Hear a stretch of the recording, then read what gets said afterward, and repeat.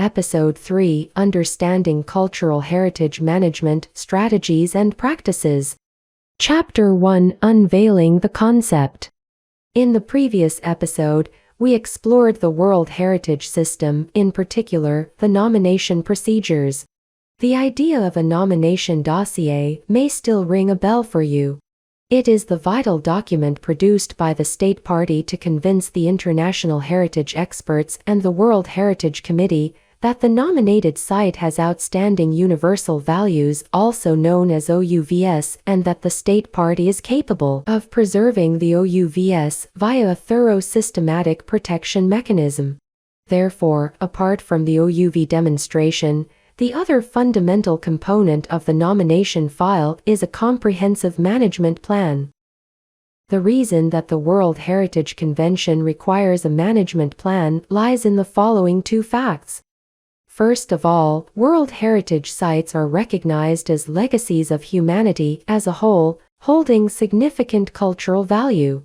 These sites are encouraged to attract visitors and become tourist destinations in order to promote and celebrate shared cultural values and boost the local economy.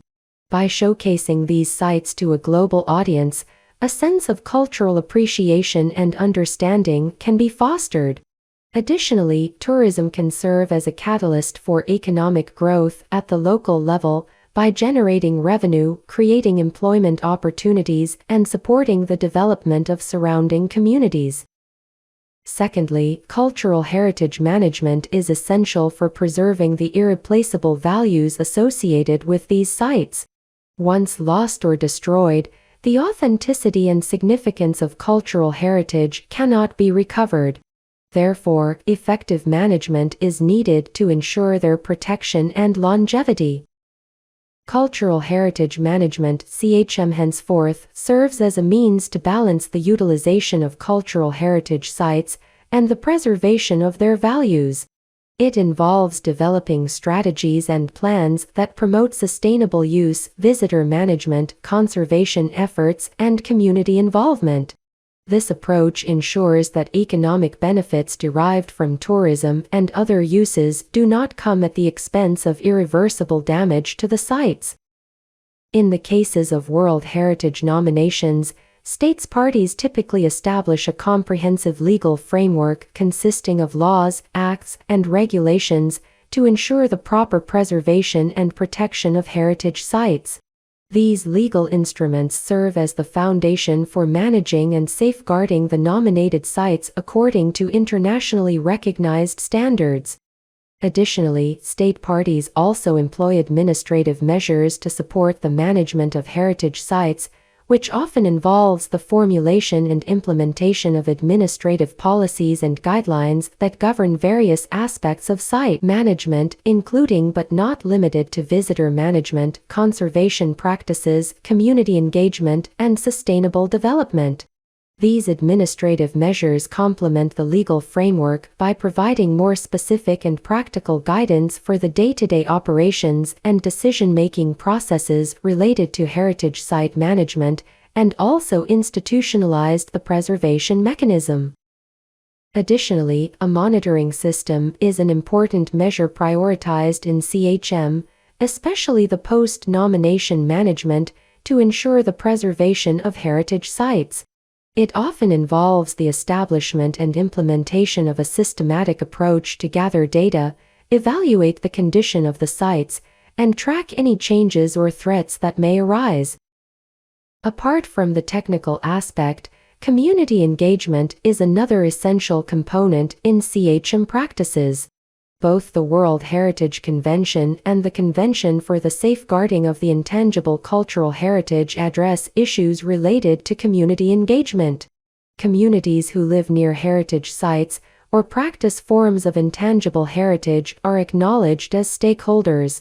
UNESCO encourages the active involvement of local communities in the identification, protection, and management of World Heritage properties. ICOMOS, the advisory body of the World Heritage Committee, also advocates for experts and professionals to facilitate community participation in CHM processes through collaboration with local communities, aligning with the principles of community engagement emphasized in public archaeology.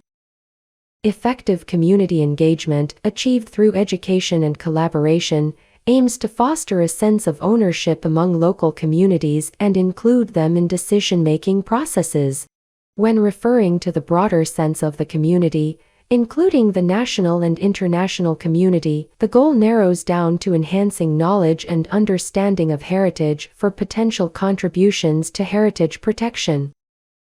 However, such a cultural heritage management system provokes academic debates.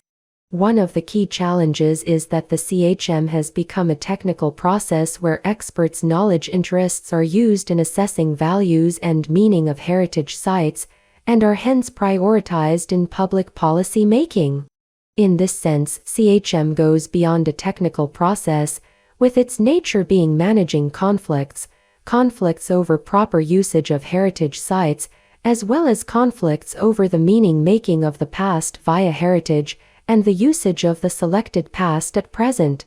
CHM officializes conflicts over how heritage places are used and understood by non-experts on the one hand, and the values and significance of the same sites appreciated by experts. When the pivotal inception of expert knowledge is employed as a fundamental cornerstone of CHM, the local community is often marginalized in or even excluded from the decision-making of CHM. The local people are often relegated to a secondary position as beneficiaries in CHM practices when they receive redistributed resources resulting from heritage management, such as employment opportunities within the field. They are expected to contribute their valuable local knowledge to experts as consultants, while simultaneously being required to learn from these experts about understanding and preserving their own heritage. The reality is that local communities often find themselves distanced from decision-making processes in CHM cultural heritage management. This has led to criticism regarding the effectiveness of community engagement initiatives emphasized by UNESCO, with some arguing that these efforts can be seen as mere lip service.